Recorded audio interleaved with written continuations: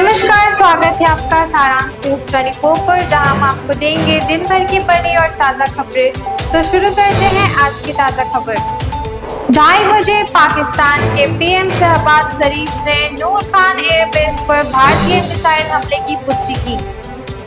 पाकिस्तान के प्रधानमंत्री शहबाज शरीफ ने रावलपिंडी के नूर खान एयरबेस और अन्य स्थानों पर भारत के सटीक मिसाइल हमले की बात स्वीकार की है और खुलासा किया है कि सेना प्रमुख जनरल असीम मुनीर ने ऑपरेशन सिंदूर के दौरान हमले के बारे में जानकारी देने के लिए 9 और 8 मई की मध्य रात्रि को 2:30 बजे व्यक्तिगत रूप से उन्हें फोन किया था। डोनाल्ड ट्रंप का दावा, भारत अमेरिकी वस्तुओं पर 100% टैरिफ कम करने को तैयार। अमेरिकी राष्ट्रपति डोनाल्ड ट्रंप ने दावा किया कि भारत ने अमेरिकी वस्तुओं पर सभी टैरिफ हटाने की पेशकश की है, लेकिन उन्होंने ये भी कहा कि स्पष्ट सफलता के बावजूद वे व्यापारिक समझौते को औपचारिक रूप देने की जल्द में नहीं है। अगर भारत की पेशकश की पुष्टि हो जाती है तो यह दुनिया की चौथी सबसे बड़ी अर्थव्यवस्था की ओर से एक उल्लेखनीय रियायत होगी। केरल कांग्रेस ने वैश्विक पाकिस्तान पर्दाफाश योजना के लिए केंद्र द्वारा राशि थरूर को शामिल किए जाने पर प्रतिक्रिया दी। केरल कांग्रेस ने शुक्रवार को उन रिपोर्टों का स्वागत किया कि वरिष्ठ पार्टी नेता शशि थरूर एक भारतीय संसदीय प्रतिनिधिमंडल का हिस्सा होंगे, जिसका उद्देश्य यूरोप और मध्य पूर्व सहित दुनिया भर में आतंकवाद के लिए पाकिस्तान के चल रहे समर्थन को उजागर करना है। बिहार में मतदान प्रतिशत बढ़ाना चुनौती, चुनाव आयुक्त डॉक्टर विवेक जोशी ने सीईओ और पुलिस के स्टेट नोडल अधिकारी के साथ की समीक्षा बैठक। पिछली चुनावी वर्षों में बिहार में मतदान के कम प्रतिशत ने चुनाव आयोग की भी चिंता बढ़ाई है। अब आगे अक्टूबर-नवंबर में विधानसभा चुनाव संभावित है और बिहार के लिए मतदान प्रतिशत बढ़ाने की चुनौती भी। विधानसभा चुनाव की तैयारी के क्रम में भारत निर्वाचन आयोग के आयुक्त डॉक्टर विवेक जोशी ने पिछले दिन शुक्रवार को पटना में समीक्षा की। मतदान प्रतिशत के संदर्भ में भी निर्वाचन आयुक्त ने चिंता व्यक्त करते हुए कहा कि जहां राष्ट्रीय स्तर पर औसत मतदान प्रतिशत 66.10 है, वहीं बिहार में पिछले लोकसभा चुनाव के दौरान मात्र 56.28% मतदान हुआ, जो अपेक्षाकृत कम है। ऐसी स्थिति में मतदान प्रतिशत बढ़ाने के लिए व्यापक रणनीति बनाई जाए। गया शहर का नाम अब गया। मुख्यमंत्री की अध्यक्षता में हुई मंत्रिमंडल की बैठक में 69 प्रस्ताव को स्वीकृत किया। गया शहर को अब गया जी के नाम से जाना जाएगा। सरकार ने गया शहर के पौराणिक, ऐतिहासिक और धार्मिक महत्व के मद्देनजर इसका नाम गया जी करने का निर्णय लिया है।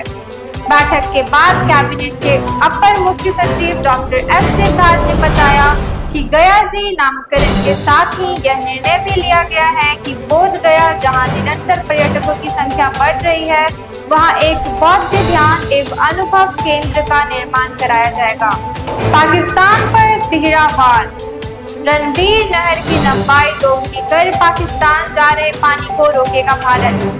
पहलगाम आतंकी हमले के बाद भारत पाकिस्तान पर तिहरा वार करने की तैयारी कर रहा है। इसके तहत एक तरफ जहां रणबीर नहर की लंबाई दोगुनी कर पानी रोकने पर चर्चा चल रही है, वहीं पाकिस्तान के खिलाफ माहौल बनाने के लिए भारत विश्व के कई देशों में अपने संसदीय प्रतिनिधिमंडल भेजने जा रहा है। इसके साथ ही पाकिस्तान को सैनिक शिक्षक देने के बाद भारत के रक्षा बजट में 50,000 करोड़ रुपए की वृद्धि का प्रस्ताव है। छठी कक्षा से सहपाठी रहे प्रेमी ने कैंची से गोदा, फिर गैस पाइप को मुंह में ठूस लगाई थी आग। दरोगा की बहन का हत्यारोपित गिरफ्तार, स्वयं करी थी शादी पर प्रेमिका के विवाह से था खफा। एसके पुरी थाना अंतर्गत मनोरमा अपार्टमेंट के पास आनंदपुरी रोड नंबर 3 स्थित सोबानी वृत्त अधिकारी के मकान में किराएदार व प्रशिक्षु दरोगा की बहन संजना सिंह की नृशंस हत्या के आरोपित सूरज सिंह को पुलिस ने 12 घंटे में गिरफ्तार कर लिया। साथ ही हत्याकांड की गुत्थी भी सुलझा ली। हत्या उसके किशोरावस्था के प्रेमी ने ही की है। उसने इसी वर्ष मार्च में स्वयं तो शादी कर ली थी, पर प्रेमिका की दूसरे से तय हो चुकी शादी से खफा था।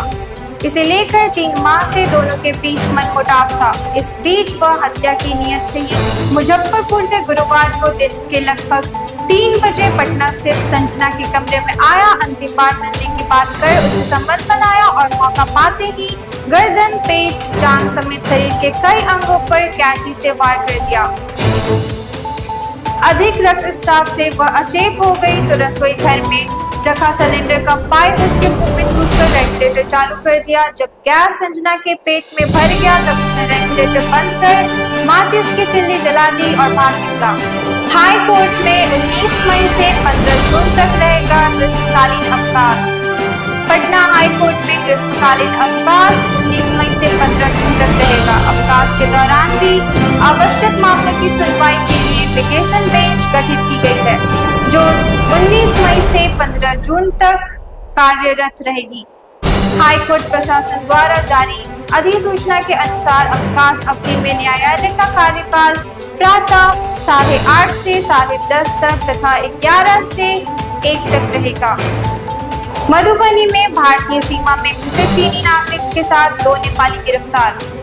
लदनिया में नो मैंस लैंड पार कर बना रहे थे सीमा पर लगे पिलर की वीडियो और तस्वीर। मधुबनी जिले के लदनिया BOP बॉर्डर आउटपोस्ट के SSP जवानों ने शुक्रवार की सुबह नेपाल से भारतीय सीमा में घुसे एक चीनी और 2 नेपाल के नागरिकों को गिरफ्तार कर लिया। चीनी नागरिक की पहचान 40 वर्षीय यू सिंचाव के रूप में हुई। साथ में पकड़े गए मुकेश दास एक संजीव दास नेपाल के रहने वाले हैं। चीनी और नेपाली नागरिक भारतीय सीमा से होते हुए लदनिया बाजार में प्रवेश करने वाले अंतर्राष्ट्रीय सीमा के नो मैंस लैंड को पार कर पिलर की तस्वीर व वीडियो बना रहे थे।